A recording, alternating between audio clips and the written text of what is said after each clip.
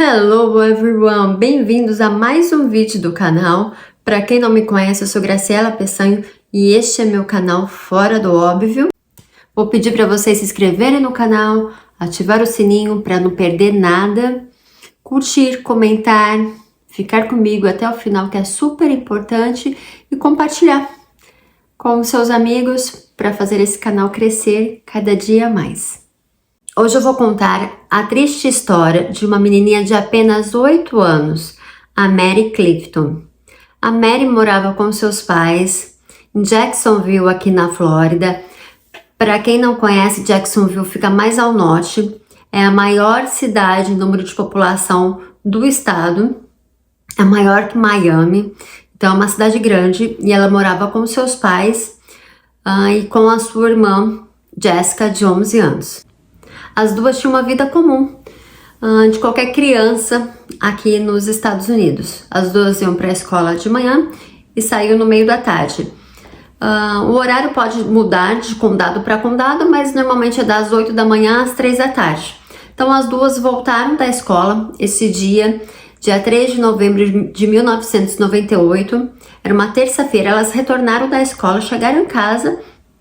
Logo em seguida, a Mary teve aula particular de piano. Ela gostava muito de tocar piano, inclusive ela gostava de tudo, de tocar piano, de fazer balé. Era uma criança com muita energia e muitos sonhos. Então ela terminou a sua aula de piano e foi brincar na rua antes do jantar ficar pronto. Encontrou umas crianças, começou a brincar com eles. Eles estavam brincando com bolas de beisebol. E jogando as bolas de beisebol, as bolas se perderam.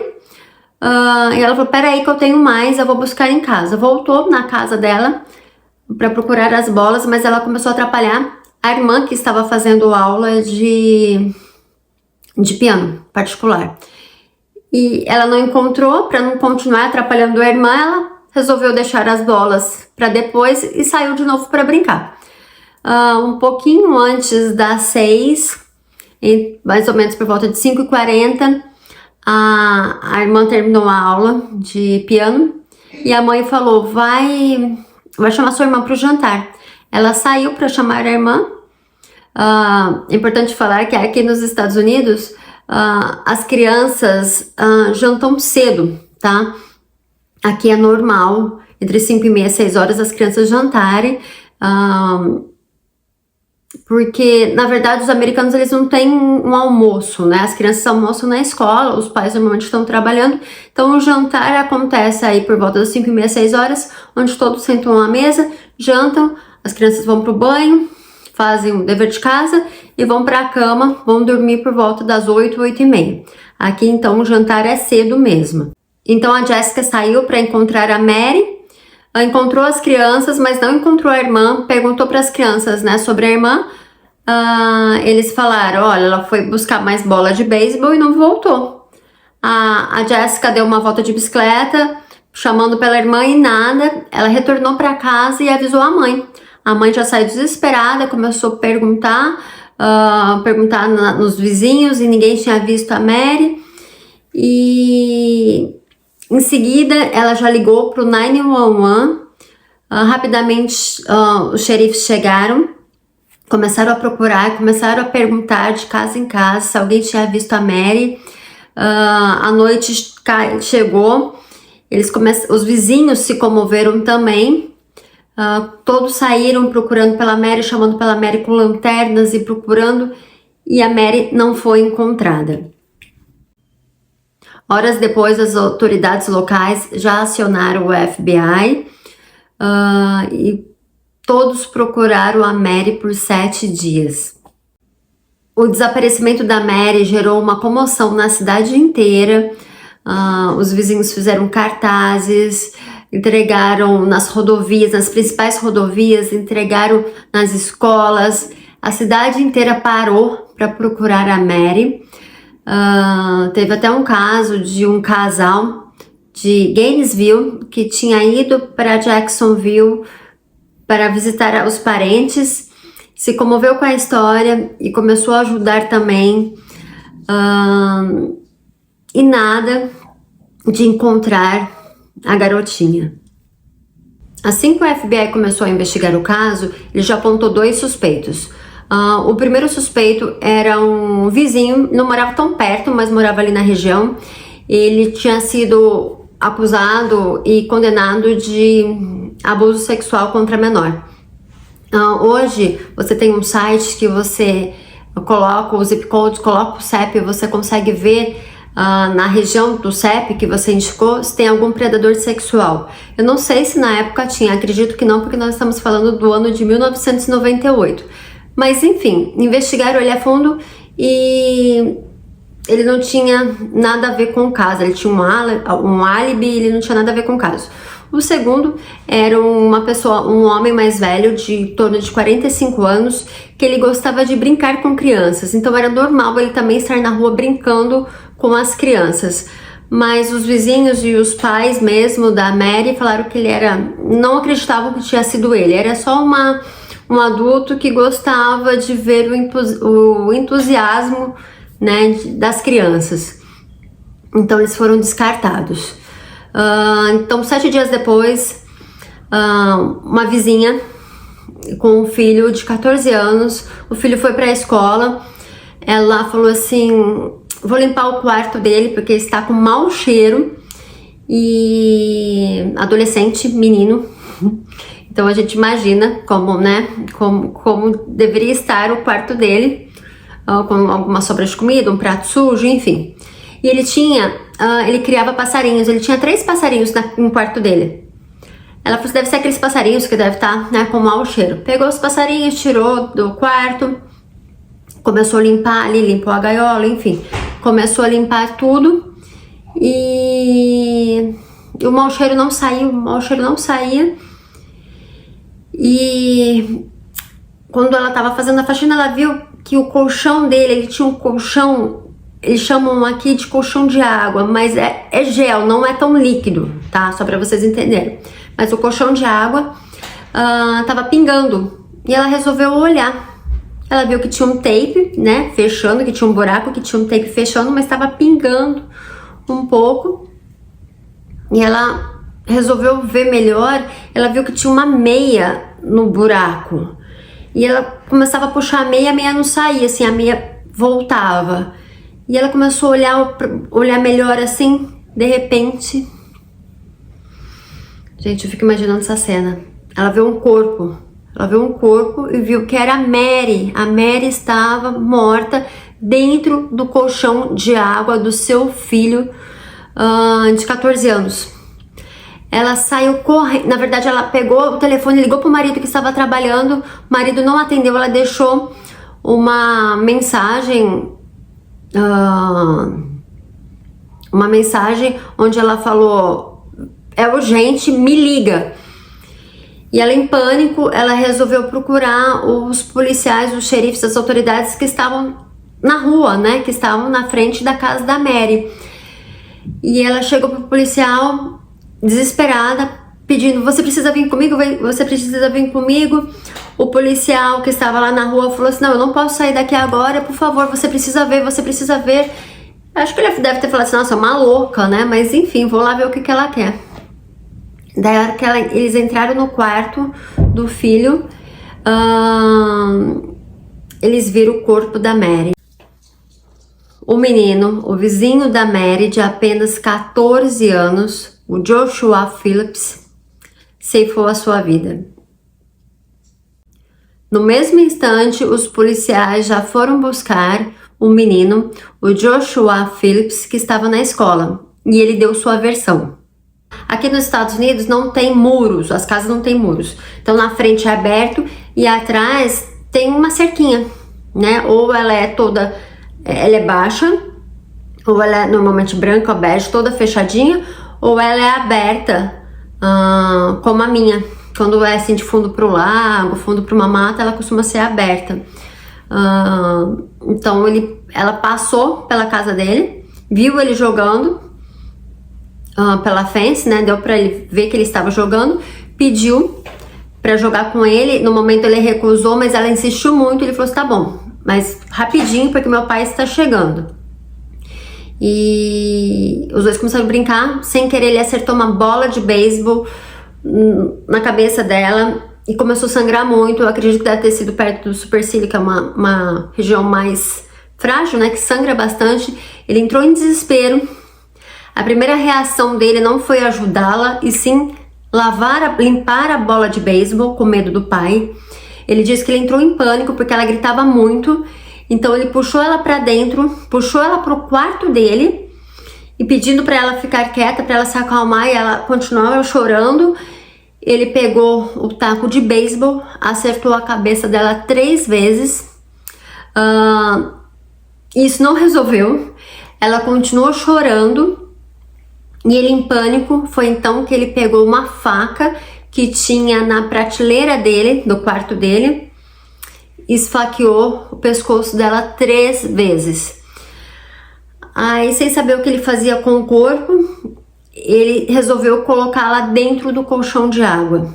Ele colocou dentro do colchão de água, fechou o colchão, ele estava todo sujo de sangue.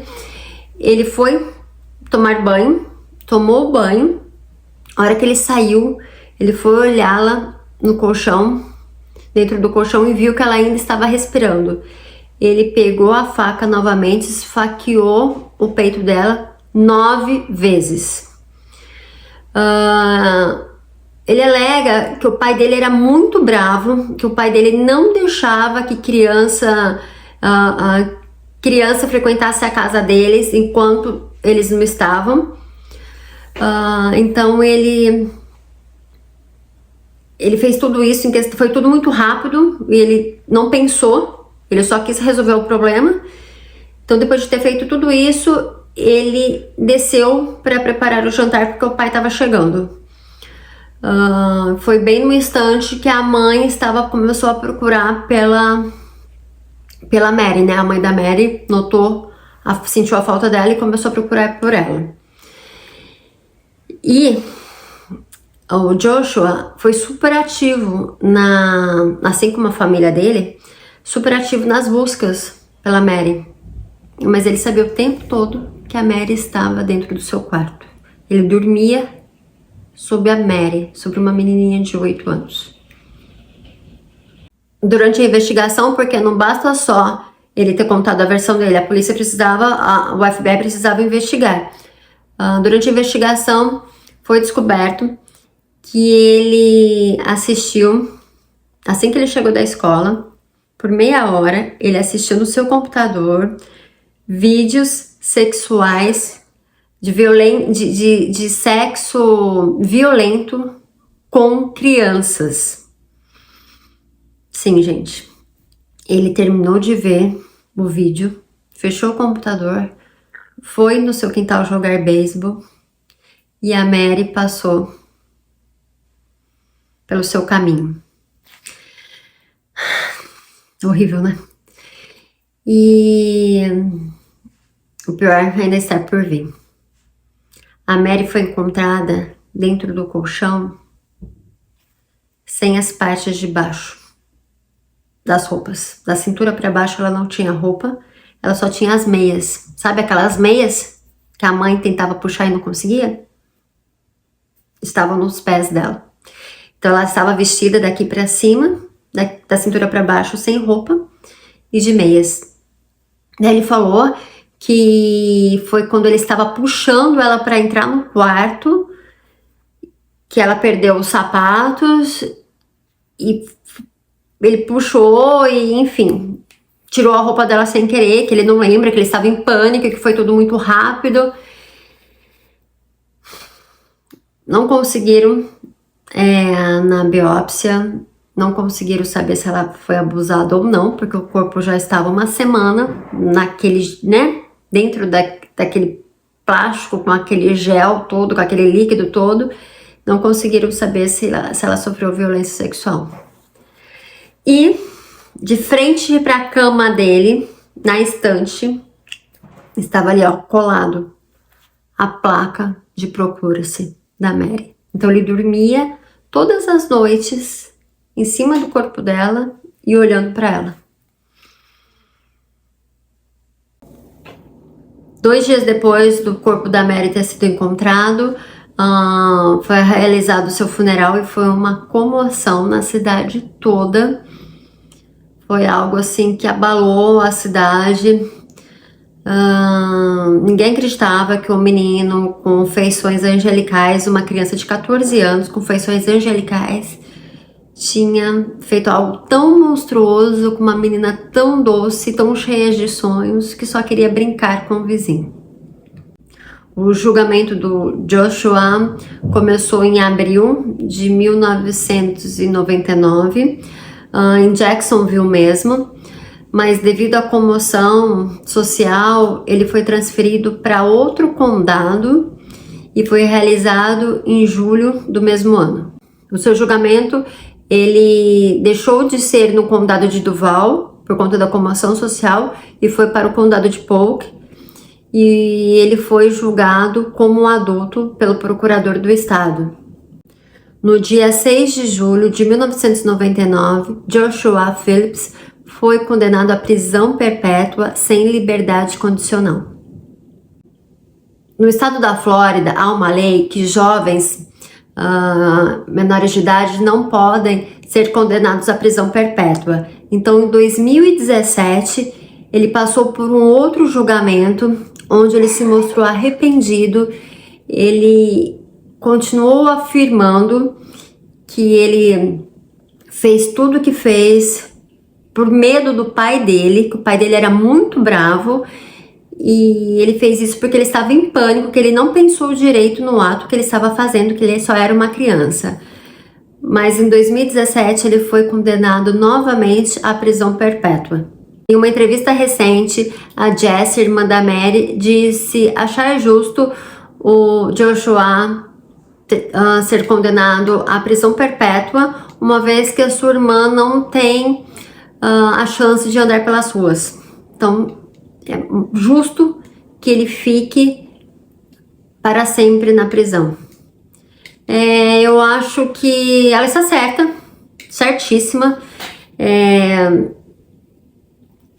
Eu acho que uma criança, por mais, tudo bem, o pai poderia ser super bravo, ser um agressor verbal, mas nada justifica, porque, gente, não foi só o taco de beisebol 3 vezes na cabeça da Mary.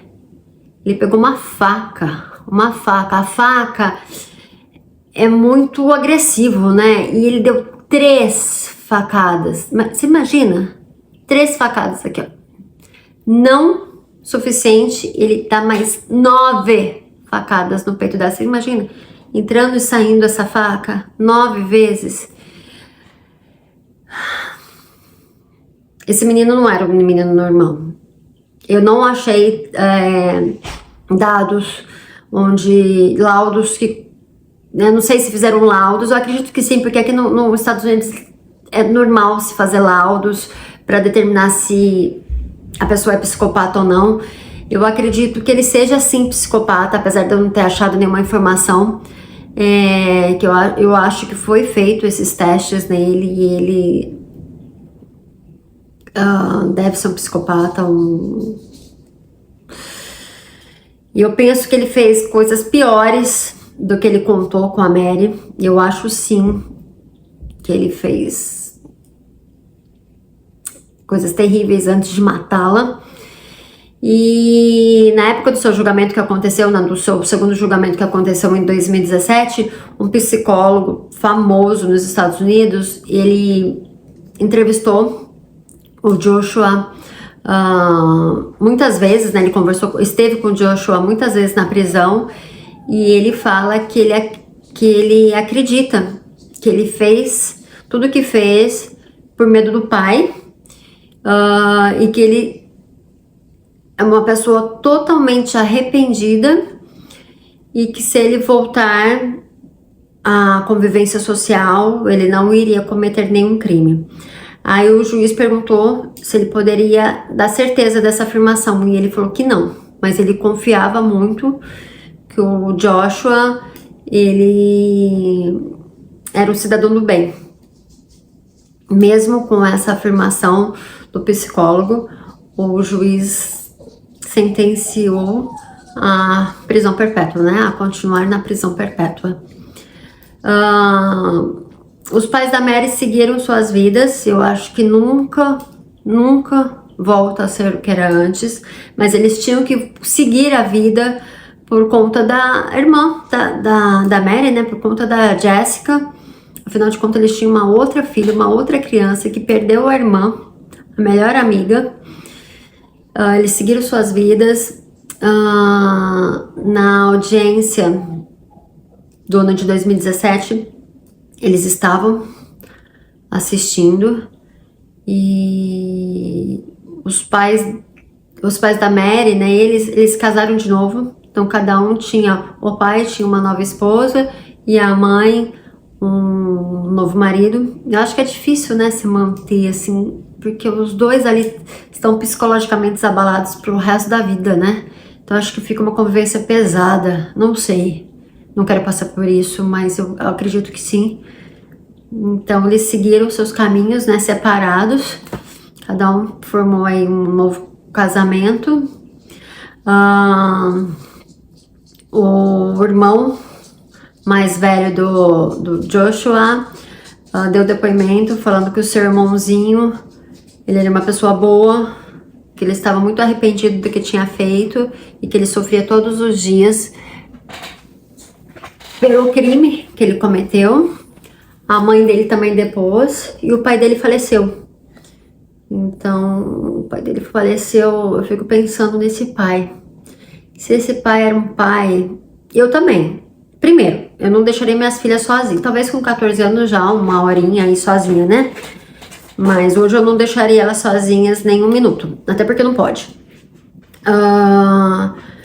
Mas eu também não deixaria, quando elas puderem ficar sozinhas em casa, se isso acontecer, eu também não deixaria. Ela quer aparecer, gente. Eu também não deixaria a criança, a vizinho, né, vir brincar com elas. Eu não deixaria elas receberem ninguém enquanto eu não estivesse em casa. Então, se isso é motivo para pânico, né, dele, eu já não sei o quanto o seu pai era um agressor verbal. A gente não sabe, né? Mas isso foi usado na defesa dele. Então eu fico pensando assim, será que o pai dele faleceu com essa culpa de ter sido tão rígido e ter deixado o seu filho em pânico no momento ali que ele estava fazendo algo que o pai dele não gostava, que era receber uma criança no quintal de casa, e o pai dele, ele entrou em pânico, né, o garoto, e cometeu o que cometeu?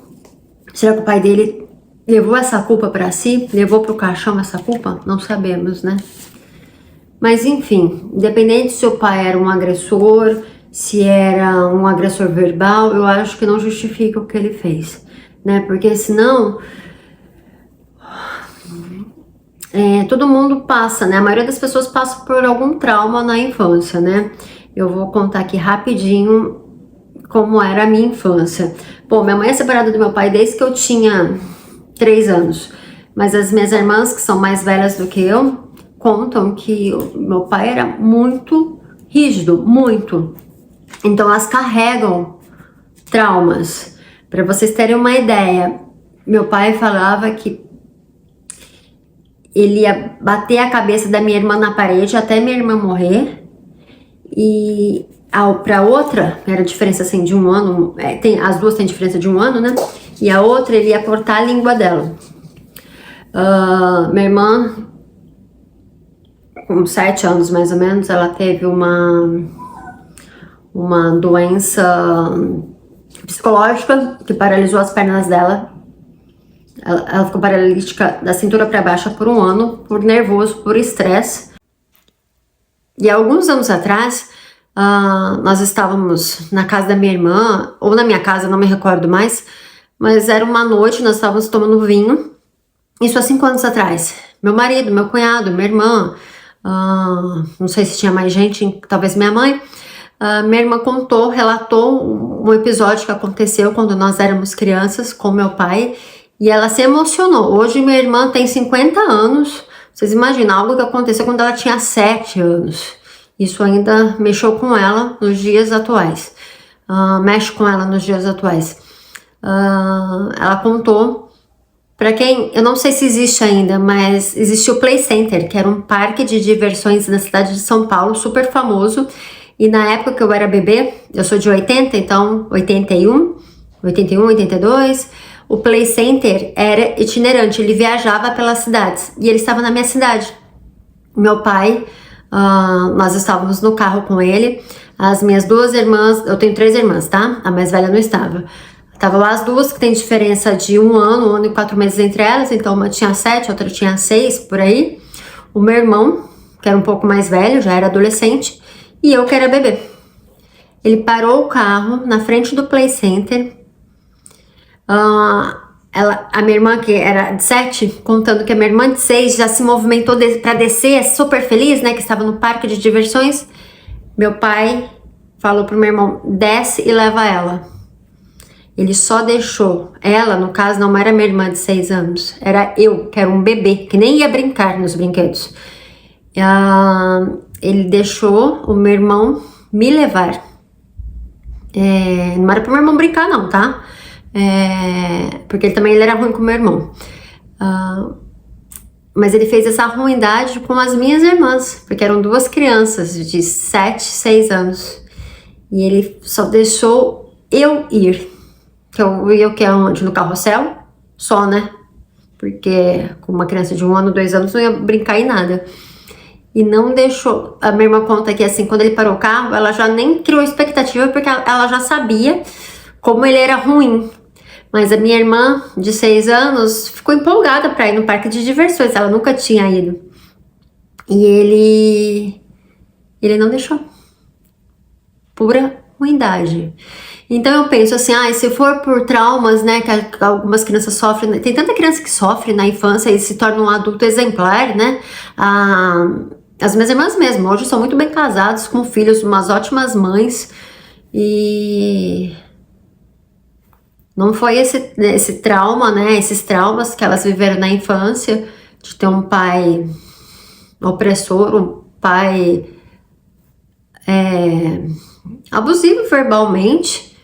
Acho que ele só não batia porque minha mãe não deixava, porque senão ele também teria batido na gente, não só ameaçado. E enfim, se todo mundo que sofreu algum trauma na infância se tornasse um adulto desequilibrado, ou até mesmo um jovem desequilibrado, teríamos muito mais pessoas desequilibradas no mundo do que pessoas boas, né? Então eu acho que o caso dele não justifica.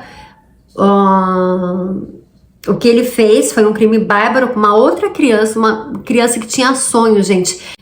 Eu vi relatos de vizinhos falando que ela era uma criança doce, que ao mesmo tempo que ela estava brincando de boneco, no minuto seguinte ela estava jogando bola com os amigos na rua, que ela amava balé e cantar e tocar piano.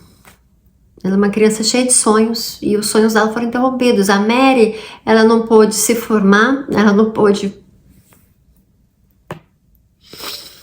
Deixa eu me compor aqui. É porque quando envolve criança, mexe muito comigo. Então esse assunto mexeu muito comigo mesma. Então eu penso que ela não teve oportunidade de se formar. Ela não teve a oportunidade de ter um amor, seu primeiro amor. Ela não teve a oportunidade de ser mãe. Ela não teve a oportunidade de construir uma família. E a mãe dela, e o pai dela, não teve a oportunidade de ver a filha se formando, ver a filha casando, ter netos, né? A irmã dela não teve a oportunidade de ter a sua melhor amiga por muitos anos. Não teve a oportunidade de ser tia, né? Por conta de uma criança desequilibrada.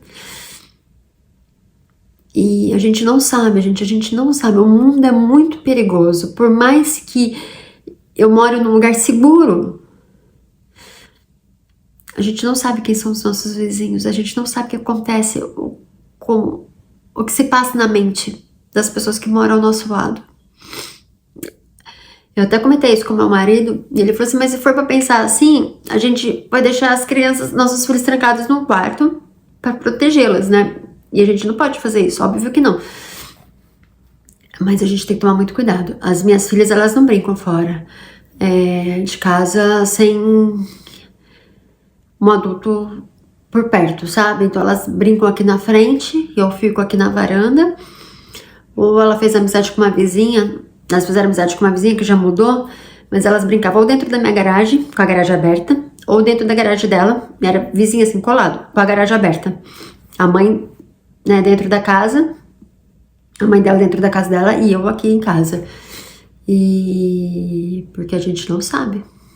Por mais que eu moro num bairro seguro, por mais que eu já tenha entrado naquele site que eu contei pra vocês, colocado meu zip code e ter visto que não tem nenhum predador sexual condenado ao meu redor, eu pode ter futuros crianças ainda, né? Pode ter crianças más ainda, né? Aqui também. Por que não?